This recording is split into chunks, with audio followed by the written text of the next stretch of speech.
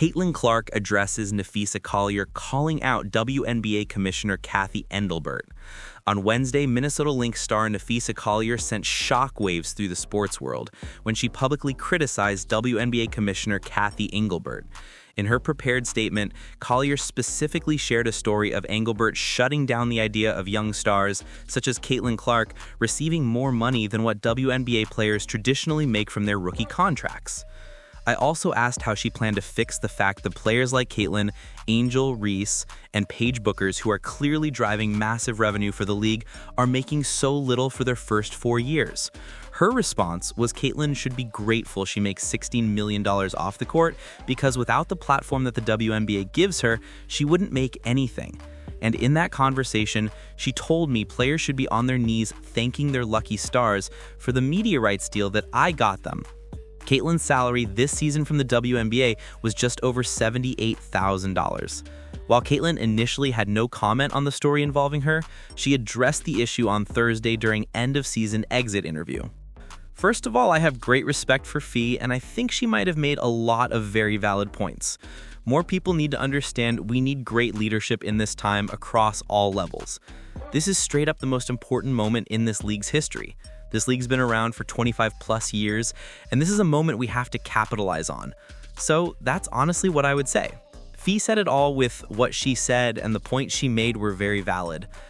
Caitlin, what's the status of your health right now, and what specifically injury-wise between the ankle and the groin was it that prevented you from coming back this year?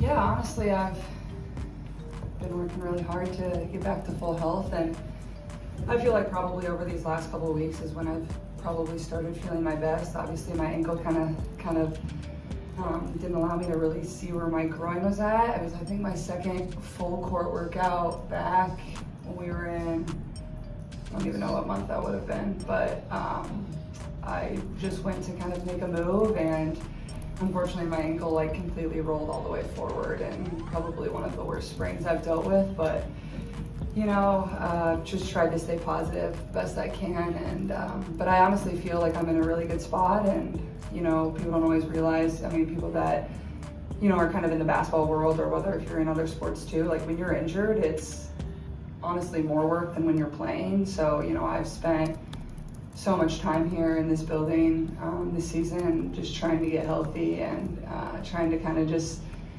get back to 100%. And honestly, I think that, you know, if I never was, you know, I obviously played that game in Connecticut, and that's where I kind of felt some more pain in my right groin, and then obviously had some tests and other things done, and you know, there was no decision of like, this is the end of my season. I had full intention of returning, and I think in a way that was probably positive for me, because that's how I approached every single day. I came in here like I was gonna play, I was gonna get back out on the court, and it probably would have been even more devastating and crushing knowing that I was never gonna be able to put my uniform back on for the rest of the season.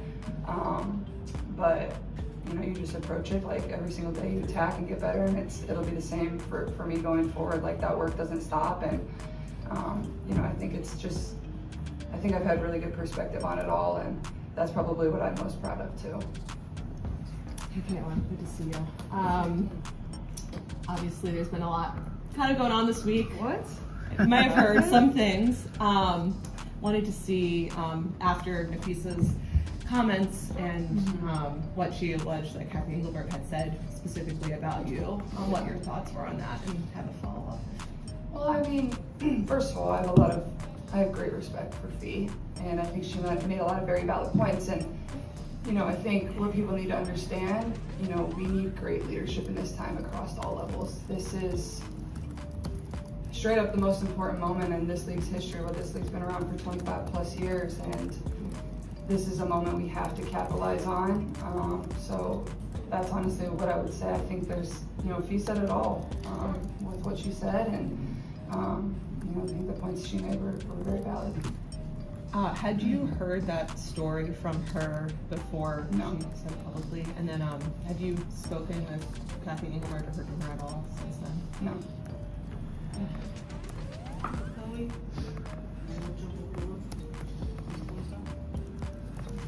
Just with working back to full health, Steph mentioned that it was kind of baby steps and back and making sure you don't lose what you worked on this season? Just what are your plans for the off season? Possibly playing or just doing individual workouts? Yeah, I mean, probably take a little bit of a break here, just for maybe a week.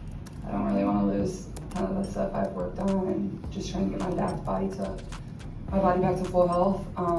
There's some USA basketball stuff I need to get ready for, and I need to be able to find some runs and some ways to play 5-on-5, just so I can kind of get that feel back. And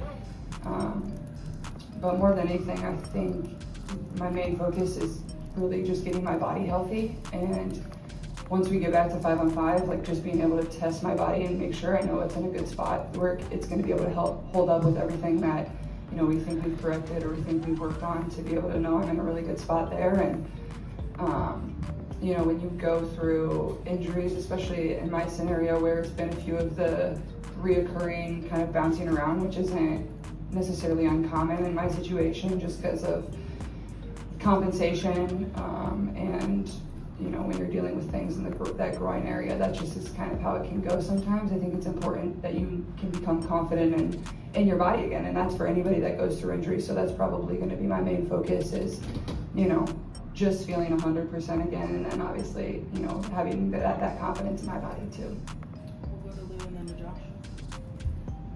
Right, yeah. I'm continuing on what Chloe asked. How close are you to that 100% and being able to do the 5-on-5? I don't think we really knew you hadn't played any 5-on-5 on that court. Yeah. So. I think that's probably where people struggle to understand at times, is there is a huge difference in me standing there and shooting spot shots and running up and down. But in a basketball game, like, I'm not thinking like, oh, I'm planting here, oh, I'm cutting, oh, I'm doing this, oh, I'm doing that. Like, you're just doing it. So your muscles need to be able to react and withstand that type of stuff.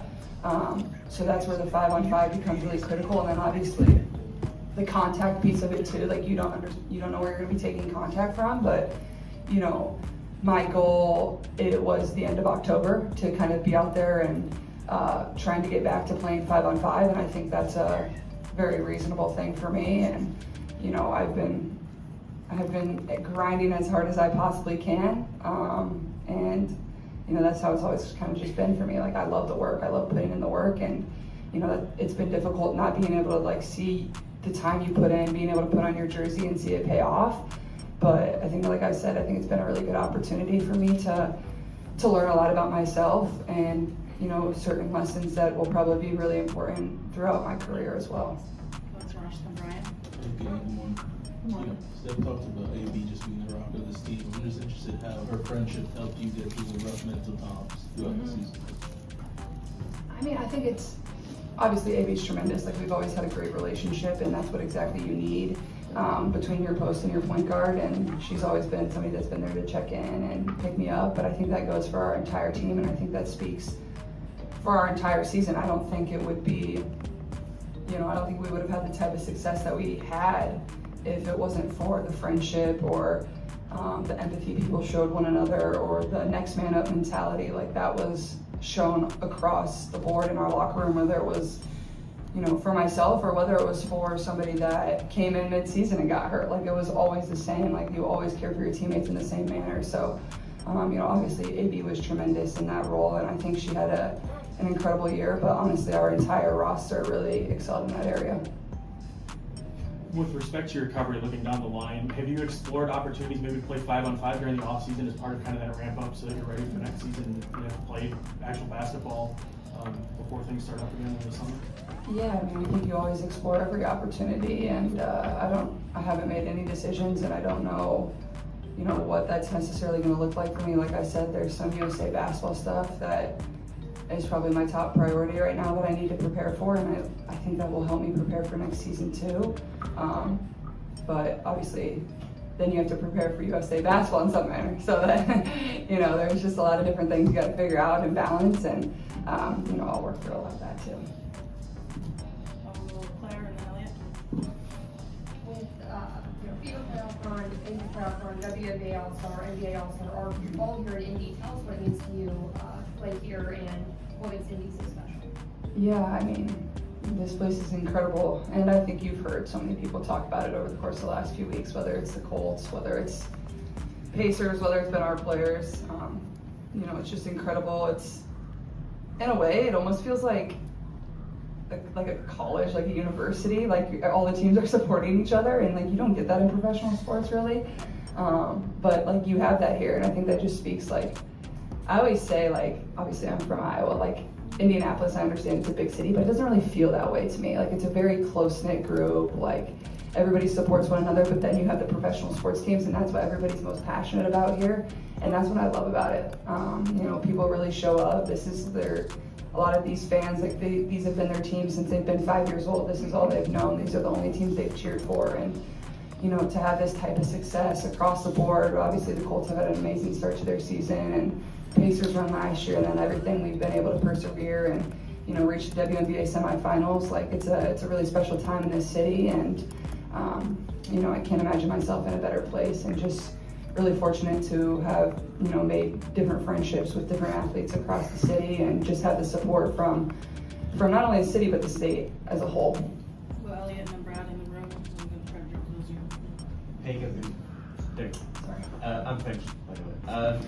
The Pacers played in NBA Paris game. Yeah. And there is also the NCAA games in Paris. Mhm. How much would you like to see a WNBA Paris game? I would love it. I would love it. I would go anywhere and play. I think that would be, as I said earlier, like, we're in a moment in time where, you know, the WNBA has never been hotter. There's never been more fans. There's never been more international fans of the game, and that's where you can really grow, is in the international space, and I think the NBA has done a tremendous job of that, and you know, I would love to go play over there. You know, I think it would be really fun. I think it, you know, obviously there's quite a few, you know, obviously if it's in Paris, there's some great French players on other teams as well that could make it exciting. Obviously the Pacers played Wemby over there, and I know they had an amazing time getting to do that, so I would be very open to that. I think it would be, you know, great for the league to, you know, try that out, see how it goes, and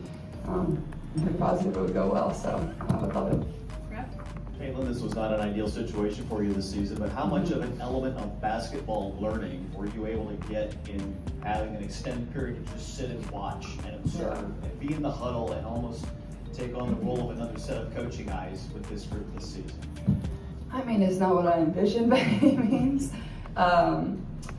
but you know, I've talked with a few people about this. I think, you know, when I get a few years down here in my career, like, I think this is a moment in a season I'll look back on and be like, this is why I am who I am today. And that's obviously probably pretty challenging to think in that way right now, but I truly believe that. And, you know, it was hard sitting on the bench, I'm not gonna lie. There were certainly some hard days, but, you know, I think it taught myself how to be a really good leader and how to be a really good teammate, and how to empathize for your teammates in certain situations. You know, when you're in the heat of battle, your emotions are high, and you know, you feel things differently. And I think when you're on the sidelines and you don't have your jersey on, you can observe and really watch people and learn about people. And, you know, I don't think it was so much for me like the basketball. I mean, like, obviously you learn about basketball. That's always how I've learned. I've been a basketball junkie. Like, you watch games, you watch the NBA, you watch college, you just have basketball on. That's the best way to improve your IQ. But also to learn about people and ask them questions and watch the way they operate. And for myself, getting to do that with my teammates, I think is probably the biggest lesson I learned. And just, you know, how can I show up every single day and, you know, pour into them and be there for them, but also, you know, going forward down the road, like, if I have a teammate that's injured or hurt or going through a tough moment, like, I know I will always show up for them and be there for them and check in on them, because it is an incredibly isolating thing, and you don't realize that until you go through it. And, you know, everybody says it, like, but you don't feel it unless you go through it. So I think all of that is probably what I learned most. We're gonna jump over to the Zoom. Go to Malika Andrews.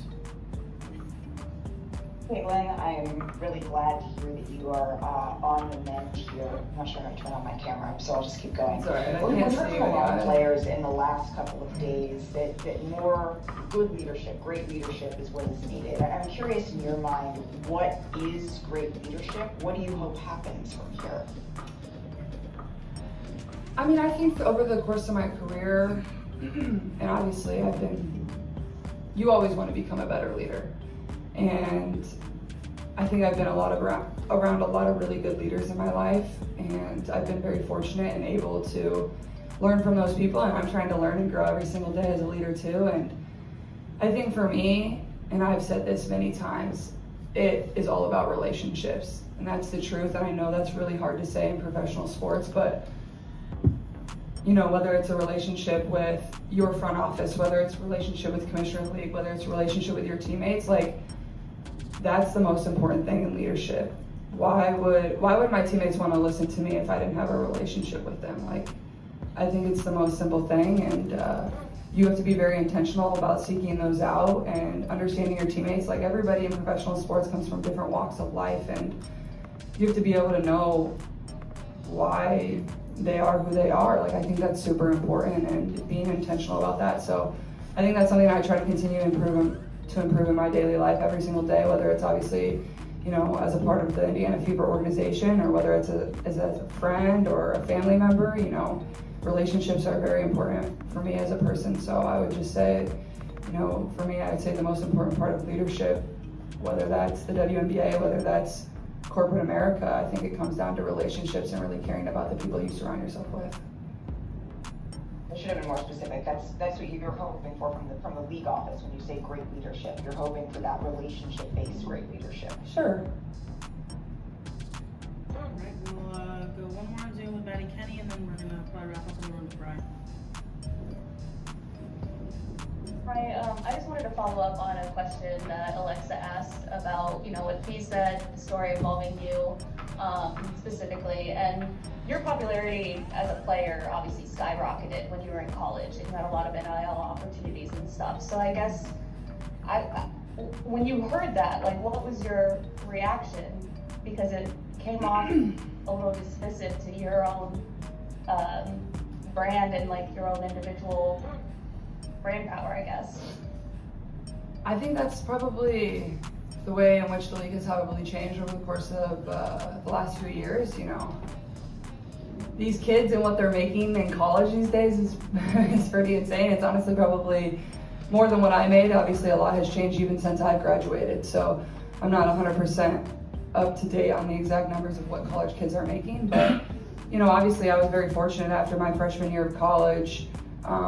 That's when I began working with, you know, different brands, and began working with Nike, and you know, everybody knows my first NIL deal was with Hy-Vee, the greatest grocery chain of all time, based in Des Moines, Iowa, baby. So best chocolate long johns around. But you know, I think that's the way in which, like, you know, young women are coming into this league now with that type of, you know, I don't even want to say it's money, but they're beginning to build their brands in college, and then they're bringing that to the WNBA. So I think that's just the way in which the league has changed and will continue to evolve. And like, back to my main point, you know, like I said, we are in the biggest moment in WNBA history. There's no denying that. Everybody knows that, and everybody that's in a place in power has a true responsibility, and even myself, we have a responsibility to make sure that this game is in a great place going forward with the CBA, and, you know, caring for our players, and, you know, building this league to make sure it's in a great spot for many years to come. Because you all know I grew up as a huge fan of this league, and I'm going to do everything I can to make this the league that, you know, a 5-year-old, a 10-year-old, a 15-year-old, a girl in college is really proud of, to come into and to be able to put a WNBA uniform on. And, you know, that's what they dream of, and then hopefully they can accomplish that goal, because that's exactly who I was, and that's, you know, really at the end of the day, like, I hope that's what my legacy can be, is just how I impacted people to be able to maybe want to be in the WNBA, but to really just achieve whatever they want to achieve. Sorry, I went on a little bit of a tangent there on your question, but yeah, that's all I got for you. Lexi Hall and the way that she kind of found her game a little bit offensively there later in the season. I'm curious what you saw from her in terms of her development and how she adjusted to the way teams defended her. Yeah, I mean, I think Lexi is, obviously, as you guys know, she's one of my good friends, so I don't really have many bad things to say about her. But every team in this league should want a Lexi Hall type of player on their team. That's just, never once have I seen her be disappointed in the amount she played. And I was here at the beginning of last year when she was getting DNPs. And was the exact same person as she is right now, as, you know, probably she turned into our third option offensively because, you know, we lost so many players, but also like she embraced that and she worked for that and she wanted to be in that moment. And you know, I think she's really flourished and her game has improved quite a bit. She's always been such a tenacious defender, and obviously you all know she's had some back troubles throughout the end of this playoffs here. And I'm like, Lex, like, you just play reckless. Like, you're like, I was holding my breath those last few games, but that literally just sums up the type of person she is. Like, she's selfless. Like, she's gonna go out there, she's gonna lay it all on the line for this team. There was never a doubt in her mind if she was ever gonna play a game in the playoffs where she had pain. Like, she was going out there and she was gonna play. There was no question, and that really just sums up who she is. And you know, we're really fortunate to have her as a part of our organization, and I hope it's like that for many years to come too.